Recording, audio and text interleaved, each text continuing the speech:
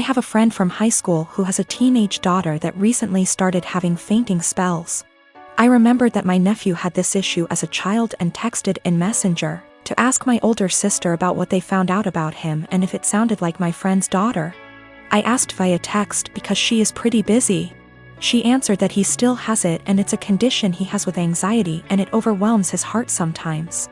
An hour or so later she started talking, again, via text, about how her son and daughter, both young adults now, are mentally handicapped and have psychotic episodes, saying that the daughter totally made up the flea issue they had in their house and her mental issues caused her to break out in hives. This made me confused as I've been with her kids and even took my niece on vacation with us so she could ride the slides with my husband. Not my thing anymore, and she was perfectly fine. Well, an hour later my sister texted me saying all of that was not her. After she had told me about her son's anxiety issue, she had went to work and her husband. Yes, her husband had pretended to be her and even Googled all this BS up. I already had issues with her husband. He has lied and has had other issues before. To say I was angry is an understatement. Her husband, who is not her children's father, was bad-mouthing and telling me her kids are mentally unstable. Carl already has a past of being like this to her kids and my sister went along with it. I told her, that was it. I'm done. I went no contact for the past month, although I kept in touch with the kids. She has a younger son, age 15, and he does not get along with her husband, either. I told the elder too what he had said so they had a heads up. My sister defended him initially but apologized 2 days ago. I told her that her husband needs to apologize for himself, though. He is a grown man. Until then my kids and husband will not be attending anything outside of holidays at my mom's house, their neighbors. My mom can visit or I can visit her, but my kids will have nothing to do with her husband. Even after the apology, he will not be family to me or mine. He is deeply homophobic, drunk every time we visit, and racist. He is the reason my sister is not someone I want to raising my kids if something happened to us. My mom told me I should let it go, because family, but my husband backs me 100%. He claims he thought I knew it was him because they share a FB account. He was looking at other women's accounts and talking to them. So my sister insisted they share an account so he would not do that. Even if it were him not pretending to be my sister, he was spreading lies about 2 people I care for deeply. So I live in a flat with 3 other people, childhood best friend, a guy from my uni course and his cousin. For the most part we get along really well and rarely have disagreements. However, this has been a real point of contention lately. About 6 months ago I began a relationship with a guy I've known for a couple of years. I know it's still a fairly new relationship but I really like him, he makes me really happy and we're pretty serious about each other. Up until recently, he would come visit me at my flat 3 to 4 times a week. This was mostly due to the fact that I have chronic fatigue and going on proper dates can be really challenging for me. Instead of going out to dinner or a film or whatever, we'd just chill in my room or the living room, watch TV and get takeout or cook together. I didn't really consult anyone about this Bex say. All the other flatmates have their partners over as often if not more so and B. He rarely spends the night and usually leaves before 10 p.m. because of his work schedule. So the issue, 2 weeks ago comes to me and tells me that I need to stop having my boyfriend over because it's starting to get annoying. I asked her why and she said it's irritating to have someone who doesn't live there, skulking around all the time. I pointed out that her boyfriend sleeps over 3 nights a week and thus is here more often than mine, and she claimed that was different because they've been together for 11 years and are moving in together once her lease is up. She said she's discussed it with the other flatmates and they've all agreed he needs to stop coming over or he has to chip into the rent, because it's getting ridiculous. Note, nobody else's partner chips in on the rent. I confirmed with the other 2 that yes, this is an agreement they've made. Though my best friend said basically made her agree by threatening to cut off the Wi-Fi and utilities, which are in her name, if she didn't. I asked if this rule applies to everyone, but apparently it's just me. I pointed out that it's unfair and was basically told to deal with it. My potential assholery, I've begun loudly insisting that if my partner isn't allowed to come over, neither is anybody else's. If I answer the door to anyone's partner, I'll send them away. If I come home and someone's partner is there, I'll make a point to mention that I thought we weren't having partners who don't pay rent over anymore. I've asked boyfriend over and over how much rent he's paying and pretend to be affronted and make a fuss when he says he doesn't. Everyone's pretty pissed at me and is telling me I'm being unreasonable. I know I'm being petty, but I think it's unreasonable that there's one rule for me and another for everyone else, and I'm trying to make that point. Am I really the asshole here? Some questions people keep asking. If I knew of something my boyfriend was doing to be annoying / if anyone had told me that he was doing something, I'd have included it. I'm not aware of anything he does, and when I ask why I doesn't like him, I just get a shrug and just do.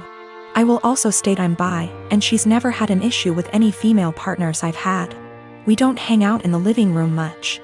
We literally only use it if there's something we want to watch that I can't get on my bedroom TV and there's nobody else in there.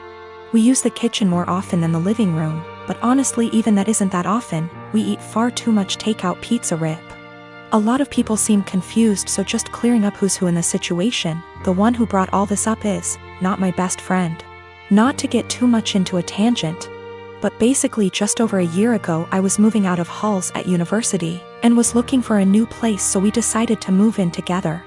At the same time, a dude from my course was looking for a flat share. We couldn't find a 3-bed but found a really nice 4-bed, and he mentioned his cousin was also looking for somewhere to live, so she got on board too. I only met her last year and we don't really know each other very well. By chronic fatigue I mean chronic fatigue syndrome. Sorry, that's apparently so unclear. I married my wife Elise 12 years ago. She has a 16-year-old daughter, Anna, from her previous relationship, and we have a 7-year-old son as well. From pretty much the beginning of our relationship, Anna and I have never gotten along. I don't know how to emphasize that it is not because of a lack of trying.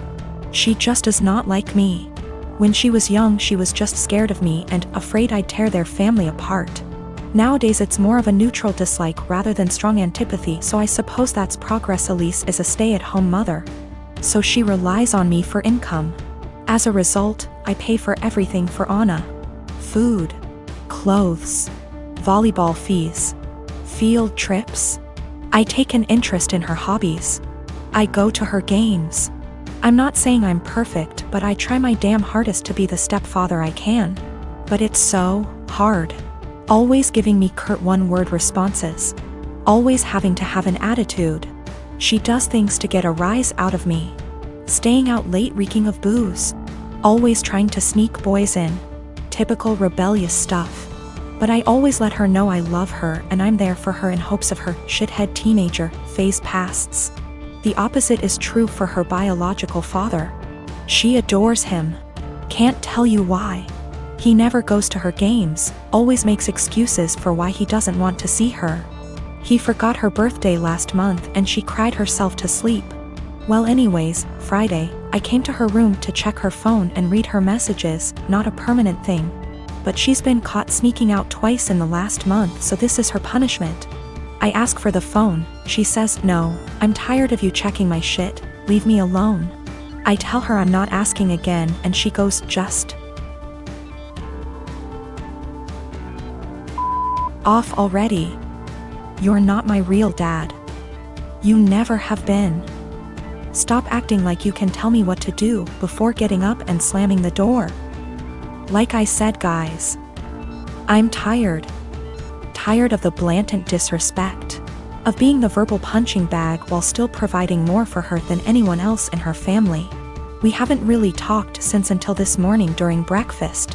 She asked if I could pay for her plane tickets so she could see her boyfriend cross-state.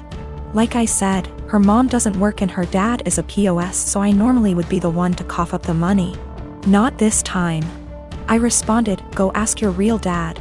I could tell she was hurt. Tears swelled up from her face and she excused herself from the table. My wife took me aside later and said my comment was extremely disrespectful. I said if anything's disrespectful, it's her treating me like a doormat and a credit card. And I will no longer tolerate this treatment in my house. I told her we don't have to be friends.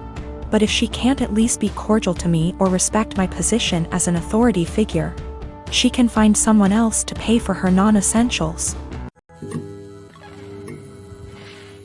I don't want to go into tons of details. You need to know that for the last 7 years I have not been at home. And during this time my 2 brothers and sisters were still living there. While I was at home, our stepfather abused us mentally and physically. We lived in crappy houses that were covered in real garbage, including animal feces, absolutely everywhere.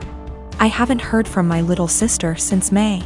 I'm pretty sure she was told to cut contact with all of us. We are her older siblings. My second sister, after my younger sister, is overweight and has spinal problems and has to diet and see a specialist she is not taken to. I told the social worker that I wanted to check on them because they were in a sorry state and because I'm not sure if there is still any physical or psychological abuse going on in the house. This genuinely worries me. I told them what happened to us, hitting walls, throwing things at us, swearing, belittling our character, etc. And told them repeatedly that I really just want to know what my younger brothers and sisters are not the same living conditions as they were. My husband supported me during the call and agreed that it was the right thing to do. All my siblings discussed this beforehand, except for my older sister, who moved out before things got bad, and the 2 who live in the house. We all agreed that this would at least let them know they were being watched and we weren't just disappointed in them, and maybe my mother and SD would keep the house clean nose, etc. CPS contacted my mother very quickly. Much faster than I expected. I mean within 3 hours. After that, my older sister, who lives far away and hasn't contacted me for months, calls and she gets mad at me because she knows I called. I didn't deny anything and just said, if they have nothing to hide, then they have nothing to worry about. It will all be over pretty quickly, to which she replied, what if it doesn't? If they are taken away? I said, I hope it doesn't come to that, and if it does, it's not on me. I didn't harm them. I didn't leave animal excrement around the house. I asked, would you let your children live the way we lived? She didn't answer. I asked again and she said, no. I'd keep a decent house, but it's not your job to tell someone else how to parent. I said, okay. So, if that's all, why did you call? I think we're done. She told me that we all need to get over what happened to us and move on. She left long before the violence started and she wasn't around, regardless of my personal experience. I can't help but feel like I did something wrong. I have limited contact with my mother because of her husband, and she denies that any of us have ever been abused. My sister asked, why don't you just come in and see the conditions? I told her, I can't be around my stepfather. I refuse to expose myself to this negativity again. Even though my husband and siblings agree that it was the right thing to do, I still can't help feeling wrong because of it. Like it wasn't my place. But if it wasn't my place, then whose was it? I really would like a third-party opinion on what I did.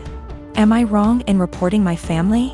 Honestly, should I have just kept my mouth shut? I don't mind if I don't have any contact with my mom or older sister.